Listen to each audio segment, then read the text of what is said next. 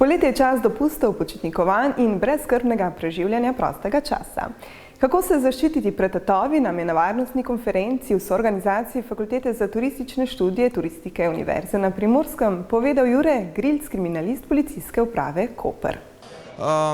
Naj ne puščajo vrednejših predmetov v vozilih, naj jih ne nosijo na plažo, temveč jih puščajo v za to namenjenih hotelskih sefih ali pač drugih primernih mestih. Prav tako pa priporočamo, da se zaščitijo pač svoje premoženje za primer vlomov. To se pa najbolj pozna pri tem, se pravi, da se ne zapira rolet in podobno, kar kaže na daljšo odsotnost ljudi izven svojih stanovanjskih hiš ali stanovanj. Posebna past so lahko tudi socialna omrežja.